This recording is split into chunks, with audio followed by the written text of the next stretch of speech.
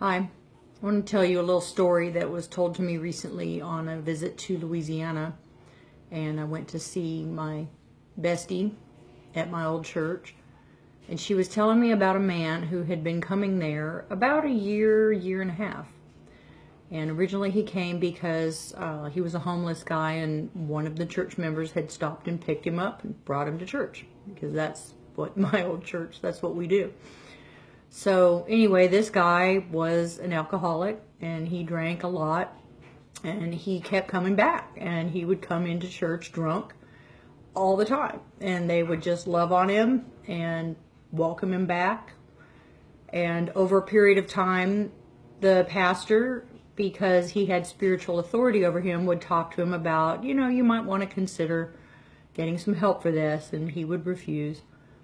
But he kept coming back. And eventually he went to the pastor and said, I think it's time for me to change, because God had been working on his heart.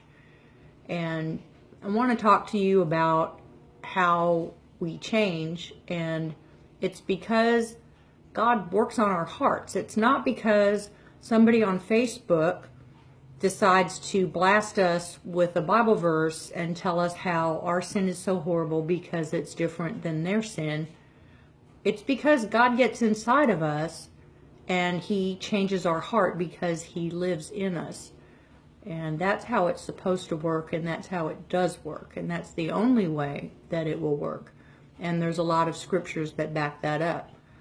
For instance, Ezekiel 36:26 tells us, "Moreover, I will give you a new heart and put a new spirit within you, and I will remove the heart of stone from your flesh and give you a heart of flesh." So this starts the moment that you accept Christ as your Savior, that God starts changing your heart. And does it happen overnight? No, it does not. It takes time, and you have to start studying the Word. And the way that works is that you learn who God is, you study his word, you get it deep inside you, and it begins to abide in you, and you abide in him. And by doing that, he starts to conform you into the image of Jesus. And it's because you want to please him and become more like him, because you know his goodness. That's why you change. You don't get good to get God. You get God, and it makes you become a better person. And I just want you to know that you can walk in my church.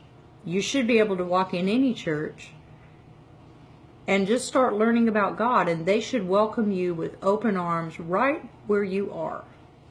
I don't care if you're drunk. Go on up in there and start learning about God, and he will work on you if you allow him to, because he loves you. He wants to clothe you with a robe of righteousness. That's Isaiah 61:10. That's how he sees you. That's how he sees me. He sees us as righteous. He doesn't see the sins that we've committed in the past. He sees us as pure and righteous, and he wants to give us all the same gifts that he gave to Jesus. Won't you accept them? This has been a love note from God. Thanks for coming.